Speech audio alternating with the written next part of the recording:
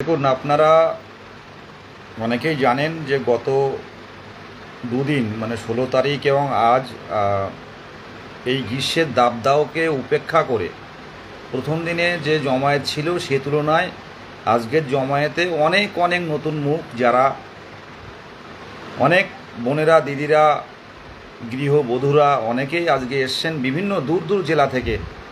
বিভিন্ন ইউটিউবে বা সংবাদপত্রের মাধ্যমে বা কাগজে পড়ে তারা আজকে রাজপথে এসছে অনেকের সাথে, কোনো জেলা গ্রুপেও তারা নেই।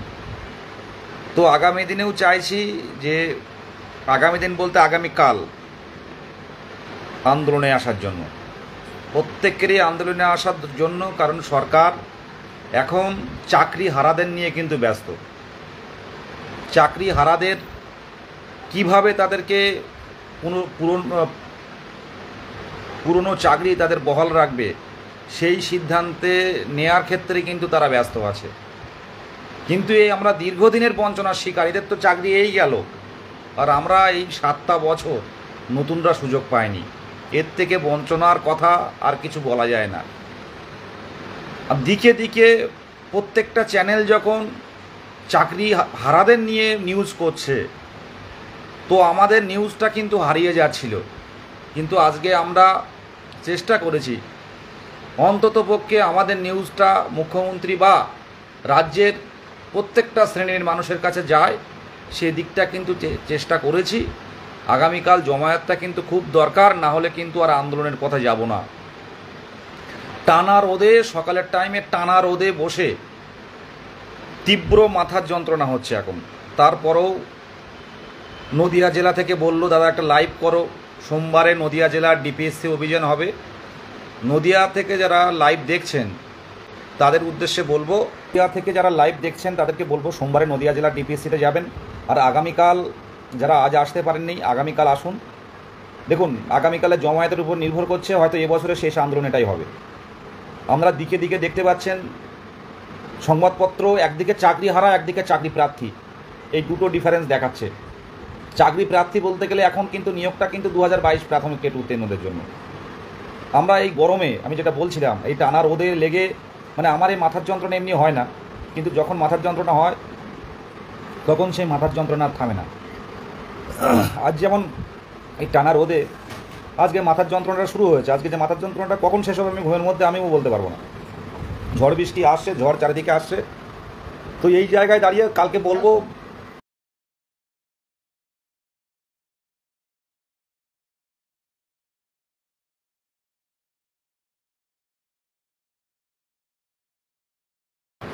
আগামীকালকের জন্য প্রত্যেকেরই আসার অনুরোধ। হয়তো এবছরে হয়তো শেষ আন্দোলন আগামীকাল হবে, আর রাজপথে নামবো না। প্রত্যেকের উদ্দেশ্যে বলছি যে নোটিফিকেশানটা কিন্তু আমাদের চাই। যদি 32,000 কোনো না কোনোভাবে, যদি 32,000-এর কোনো সমস্যা তৈরি হয় ভোটের আগে, বুঝতে পারছি কিছু না কিছু হলেও বুঝতে পারছি পরিস্থিতি কোন দিকে যাচ্ছে, ভোটের আগে যদি কোনো না কোনোভাবে 32,000 নিয়ে কোনো সমস্যা তৈরি হয়, নোটিফিকেশান কিন্তু আসবে না। তার আগে এই ওবিসি সমস্যা তার আগে মিটে যাচ্ছে। ওবিসির মামলার কথা বলবেন না, ওবিসি সমস্যার কথা বলবেন। সবাই বলে যে ওবিসি মামলা কবে সমাপ্তি হবে, ওবিসি সমস্যা কবে সে সমাধান হবে। কথাগুলো বলছে একটু যারা বোঝার বুঝে নিচ্ছে। প্রপার ওয়েতে ওবিসি হয়নি, সে প্রপার ওয়েতে এখনও হচ্ছে। এই রিপোর্ট গিয়ে জমা পড়বে হাইকোর্টে গিয়ে, সুপ্রিম কোর্টে গিয়ে। সুপ্রিম কোর্ট যেটা বলছে, সুযোগ দেওয়া হয়েছে, কিছু 3 মাসের জন্য সুযোগ চেয়েছে প্রপার ওয়েতে সব কিছু করার জন্য, সেটা শেষ পর্যায়ে চলে এসছে। তো এটা কাজ মিটে যাবে। এবার সাথে সাথে নোটিফিকেশানটা আমাদের আনতে হবে, শূন্য পদে 1 মাস পরে দিক। তাহলে 32,000 নিয়ে কোনো সমস্যা দেখা দিলেও আমাদের কথা কিন্তু মানে আমাদের কাজটা একটা প্রসেস চলে আসবে, তখন কিন্তু কেউ কিছু বলতে পারবে না। এই জায়গায় দাঁড়িয়ে মুখ্যমন্ত্রীর হস্তক্ষেপ চাই, এই দাবিতে পথে নামুন। চারিদিকে দিকে দিকে অনেকজন সাংবাদিক এসেছিল, কথা বলছিলাম, তা ওনারাই বলছে যে তোমাদের কি হবে বিদেশ, বুঝতে পারছি না এই পরিস্থিতি। এই দীর্ঘদিন ধরে আন্দোলন করতে করতে তোমাদের সাথে একটা সম্পর্ক তৈরি হয়ে গেছে। তো সেই জায়গায়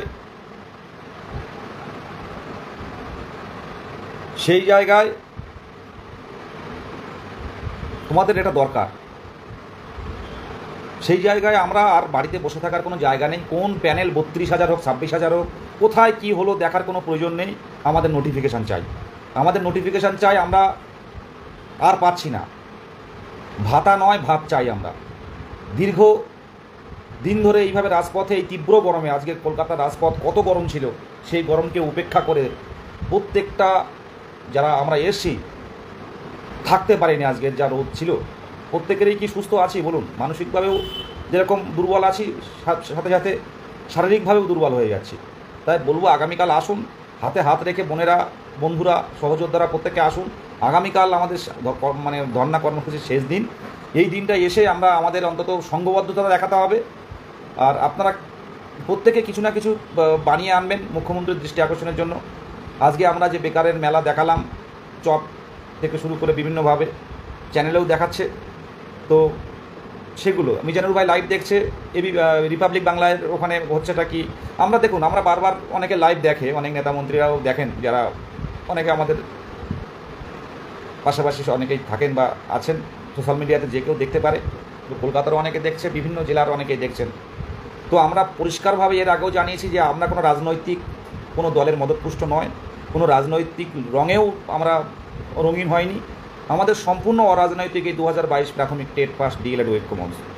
তো সেই জায়গায় দাঁড়িয়ে আমাদের নোটিফিকেশনটা দিতে হবে। আর কোনো কথা শুনবো না মুখ্যমন্ত্রীর ওই কথা, 1 লক্ষ আলাদা করে 1 লক্ষ, আমি জোরে বললে মাথায় লাগছে, এমন মানে মাথার যন্ত্রণাটা হচ্ছে। তো 1 লক্ষ শূন্যপদ শিক্ষকের পদে, সেই 1 লক্ষ শূন্যপদের মধ্যে প্রাথমিকে কত সেটা বলতে কী সমস্যা? এই দাবিতে লড়ছি। অনেকে বলে সরকারের পাশে আছে, আমিও বলছি সরকারের পাশে ছিলাম, পাশে আছি, কিন্তু এইভাবে দিনের পর দিন বঞ্চনার শিকার, এগুলো আমরা মেনে নেব না। একটা সরকার তখনই সরকার হয়, একটা দল, একটা রাজনৈতিক দল তখনই সরকার গঠন করে যখন আমরা সবাই সরকারের পাশে থাকি। কিন্তু সেই সরকারের দায়িত্বের মধ্যে পড়ে কর্মসংস্থান দেওয়াটা, দিনের পর দিন ভাতা, ফুটবল, এ খেলা সে খেলা, বিভিন্ন প্রকল্প সব হোক, কিন্তু নিয়োগটাও সাথে হোক। আমরা বিকাশ ভবন চাকরি প্রার্থীরা ঢুকে গেছে, সামনের দিনে আমরা প্রাথমিক শিক্ষা পর্ষদে ঢুকবো।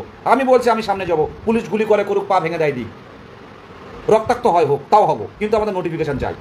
23 জেলার পাশে না থাকলে, একজনকে যদি পুলিশ মারে আরেকজন আটকান, আপনাদের এই যে শুভবুদ্ধি কখন উদয় হবে জানি না। পালাবেন না। আমাদের একটা বন্ধুর গায়ে যদি আঁচড় দেয় আমরা সেখানে শুয়ে পড়বো। এরপরে সামনের দিনে এপিসি ভবনে ঢুকবো আমরা। কিসের জন্য এপিসি ভবন? কিসের জন্য বিকাশ ভবন? গণতান্ত্রিক পদ্ধতি কি বলে? পলিটিক্যাল সায়েন্স আমরা পড়েছি। একটা নির্বাচিত সরকার একটা নিয়োগ করছে, তাতে দুর্নীতি ঢোকাচ্ছে, অযোগ্যতা ঢুকিয়ে দিচ্ছে। কী কারণে? অন্যান্য পেশায় হতে পারে, অন্যান্য গ্রুপটির ক্ষেত্রে আপনারা স্বজন পোষণ করতে পারেন, কোনো সমস্যা নেই, কিন্তু শিক্ষক যেখানে শিক্ষার্থীকে আগামী দিনে ভবিষ্যৎ তৈরি করবে, সেখানে কিসের এত দুর্নীতি? এগুলো বলতে গেলে তখন আমরা রাজনৈতিক দল ও আলাদা রাজনৈতিক দলের পুষ্ট, কোনো রাজনৈতিক দলের মধ্যে নেই আমরা, কোনো বিরোধী নেতা বিরোধী দল কেউ আমাদের সাপোর্ট নেই, আমাদের পাশে কেউ থাকে না। আমরা আমাদের লড়াই আমরা করে নেবো, আমরা ছিনিয়ে নেব। প্রত্যেকেই বলবো যে আসুন, সংঘবদ্ধ হন। আমার ভাইকে যদি পুলিশ গায়ে হাত দেয় আমরা সেখানে শুয়ে পড়বো, প্রত্যেককে মারুক পুলিশ। আমরা আগামী দিনে যদি আমাদের নিয়ে এই ওবিসি সমস্যার সমাধানের মেটার সাথে সাথে যদি কথা বলছে, পরিষ্কারভাবে দিচ্ছি, যদি নোটিফিকেশান না আসে আমরা কিন্তু পর্ষদে ঢুকবো। আর আপনাদের কারা কারা ঢুকতে চান মানসিকভাবে প্রস্তুতি নিন। আমরা পর্ষদের মধ্যে গিয়ে কিছু করবো না, পর্ষদের গেটেই বসবো। আমাদের নিয়ে কিছু ভাববা হোক, তারপরে আমরা অন্য কিছু নিয়ে ভাববো। আমরা সেখান থেকে বেরোবো না। থাকুক গৌতম পাল মহাশয় পর্ষদের মধ্যে সারাটা রাত। 2017 সালের প্রাথমিক টেট নোটিফিকেশান হয়েছিল, নতুন করে আর টেট কেউ যুক্ত হতে পারেনি। 17-19 শেষ ডিএলএড ব্যাচ যারা 2017 টেট নোটিফিকেশানের সাথে ফর্ম ফিল আপ করতে বলেছিল, 18-20 সেশনের পর থেকে 5 বছরে রাজ্যে নতুন করে ডিএলএড যারা পাস করেছিল তারা কিন্তু টেট দিতে পারেনি। তারা 2022 ডিসেম্বরের 11 তারিখে টেট দিল। তখন পার্থ চট্টোপাধ্যায় অ্যারেস্ট হয়েছে, চারিদিকে দুর্নীতির আবহ। একটা বড় করে টেট নিয়ে, ঘটা করে টেট নিয়ে যথারীতি 2023 সালের ফেব্রুয়ারির 10 তারিখে রেজাল্ট পাবলিশ করা হলো। সাংবাদিক বৈঠক করে জানানো হলো যে আর কোনো টেট পাস বসে থাকবে না, বছরে 2 বার নিয়োগ হবে। এটা আপনাদের কানে বাজে না? আগামীকাল আসুন, আগামীকাল আসুন। আমি কথা বলছি, কথার তালে তালে আমার মাথার মধ্যে এইখানটার যন্ত্রণা, মানে এই সারাদিন রোদের যন্ত্রণাটা চাপ দিচ্ছে, ধাক্কা দিচ্ছে। মিথ্যা কথার কোনো জায়গা নেই। প্রত্যেকটা জিনিসপত্র গুছিয়ে রেখে, মাইক সেট সব গুছিয়ে রেখে, যেসব বসার জায়গা গুছিয়ে রেখে, প্ল্যাকার্ড ফেস্টুন গুছিয়ে রেখে পার্থ আমি সবার শেষে বাড়িতে এসেছি।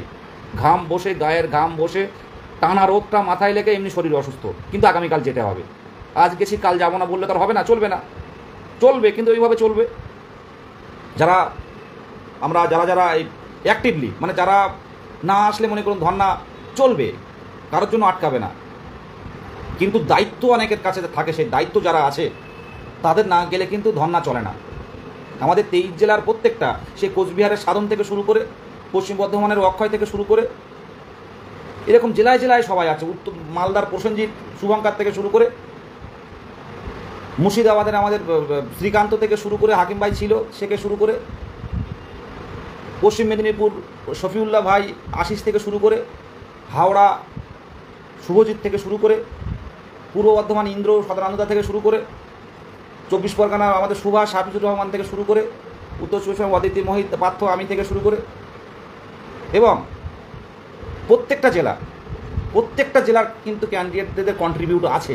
আর তাছাড়াও এই আমাদের মিজানুর ভাই লাইভ দেখছে, বসিরহাটের গঙ্গায় বাড়ি, সে কোনো অ্যাডমিন নয়, কিন্তু তাদের এই যে ঐক্য মঞ্চের কন্ট্রিবিউটটা অনেক বেশি, তাদের পরিশ্রমটা অনেক বেশি। আজকে সাউথ 24 পরগনার দিবাকর, আমি গিয়ে দেখলাম সবাই বসে গেছে, তো পার্থকে বললাম ডিটিপি করে দিতে। আজকে বেকারের মেলার মানে পার্থ সাথে সাথে ডিটিপি করে দিল, আমি দিবাকরকে পাঠিয়ে দিলাম, কাউকে চপ আনতে বললাম, যে যার মতো বেরিয়ে গেল। এই তো তারুণ্যের শক্তি, এই যে ঐক্যবদ্ধ, এই 22 স্টেটের আবেগ, কেউ চপ নিয়ে আসলো, কেউ ফুচকা নিয়ে আসলো, কেউ গ্যাস নিয়ে আসলো, সাথে সাথে কলেজ স্ট্রিটের মতো একটা জায়গায় প্রত্যেকেই স্বপ্ন পূরণ হোক। আমি একদম এই সন্ধ্যায় আমি এই উদ্দেশ্যে বলছি, অনেকেই লাইভে আছে, লাইভে দেখছে যারা আজকে ধর্ণা মঞ্চে গেছিল। আগামী বছর এরকম দিনে যেতে হবে না, এই কয়েকটা দিন একটু চালিয়ে নিন, এই কয়েকটা দিন এই ওবিসি সমস্যার সমাধান হলেই নোটিফিকেশনটা বের করে আনি, তাহলে সামনের দিনে কোনো আইনি জটিলতা হলে আমাদের তার মধ্যে পড়তে হবে না। আর নদিয়া জেলায় যারা লাইভ দেখছেন, মেনলি লাইভটা সেই কারণেই করা, আগামী সোমবার নদিয়া জেলার ডিপিএসসি হবে। আগামী সোমবার নদিয়া জেলায় যাদের বাড়ি বা আশেপাশে মুর্শিদাবাদ জেলা বা উত্তর 24 পরগনার যদি কিছু অংশ থাকে, আপনারা যান নদিয়া জেলার ডিপিএসসিতে, জানান যে কত শূন্যপদ আছে। যদি ছিনিয়ে আনতে পারেন, 60টা বছর কোনো চাপ থাকবে না। আমাদের যে স্বপ্ন শিক্ষার্থীদের সামনে থাকা, সেই শিক্ষার্থীদের সামনে এই জীবনটা থাকতে পারবেন। শূন্য পদের দাবিতে লড়াই চলবে, এমন পরিস্থিতি তৈরি করতে হবে যে শূন্য পদটা আমাদের আগে জানাতে হবে। আজকে চাকরি হারাদের নিয়ে সরকার যে পরিস্থিতি তৈরি হয়ে আছে, কিচ্ছু করতে পারছে না। সেই মতো কিন্তু 2022-এর প্রাথমিক টেটের কিন্তু কোনো কেস নেই। তাই বড় নিয়োগ সরকারকে দিতে হবে। 1 লক্ষ শূন্যপদ মুখ্যমন্ত্রীর মুখের কথা, সেটা বাস্তবে দেখাতে হবে এটা। আর এটা দেখানোর জন্য সংঘবদ্ধতা জরুরি। যে কোনো মুহূর্তে 2000 ছেলেমেয়েরা পথে নামতে পারবে, এই জায়গাটা তৈরি করা জরুরি। আপনারা দেখেছেন যে আন্দোলনের 2022 প্রাথমিক টেট উত্তীর্ণদের স্বার্থের আন্দোলন, এখানে কোনো ঐক্য মঞ্চ না অন্য কেউ নয়, লড়াইটা প্রত্যেকের স্বার্থে হচ্ছে। প্রত্যেকে আসুন, আগামীকাল দেখে কিন্তু আগামী দিনের আন্দোলনটা করতে হবে কি করতে হবে না সেই সিদ্ধান্ত নেব। পরিষ্কারভাবে বলছি, যারা গেছেন তাদেরকে কুর্নিশ জানাই এই গরমে, আগামীকালকের জন্য শুভেচ্ছা জানাই যারা আসতে চাইছেন। এটুকু বলে শেষ করলাম। অনেক মাথার যন্ত্রণা করছে, আমাদের অনেকেই ভালো নেই, প্রত্যেকেই স্বার্থ কিন্তু প্রত্যক্ষভাবে প্রত্যেকের স্বার্থ জড়িয়ে আছে।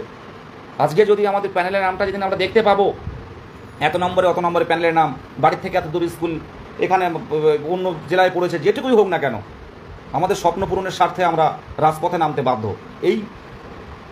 এই জেদটা আনুন নিজের মধ্যে। আজকে অনেক পুরনো ক্যান্ডিডেটরা যারা কোনোদিন রাজপথে নামবো না বলে যারা ভেবেছিল যে আমাদের রাজপথে নামতে হবে না, রাজপথে নামবো না, তারা কিন্তু আজকে রাজপথে নেমেছে। অনেকে এসছেন যারা কিন্তু কোনোদিন রাজপথে নামেনি, বলছে দাদা কোনোদিন রাজপথে নামবো, আমার আসার ইচ্ছে ছিল না, কিন্তু আমরা অপেক্ষা করে করে বুঝলাম যে রাজপথে না নামলে আমাদের অধিকার ছিনিয়ে নিতে পারবো না, কারণ চাকরি হারাদের নিয়ে সরকার ব্যস্ত, নতুন নিয়োগ কী করে হবে। কিন্তু যে পরিস্থিতিতে সিচুয়েশান তৈরি হয়ে আছে, যেটুকু বিভিন্ন দপ্তরে গিয়ে জেনেছি, নিয়োগ কিন্তু আমাদের এই ওবিসি মামলা মেটার সাথে সাথে কিন্তু ব্যবস্থাটা করতে হবে। আসুন, কলকাতা লাগোয়ার ডিপিএসসির লড়াইয়ের তুলনায় এই রাজধানীতে এই কলেজ পাড়ার মতো একটা জায়গায়, এমন একটা জায়গায় লড়াইটা আমরা করেছি, সেখানটা কিন্তু প্রত্যেকটা মানুষ দেখছে এবং জিজ্ঞাসা করছে এবং বলছে আপনাদের দরকার। এটুকু বলে শেষ করব।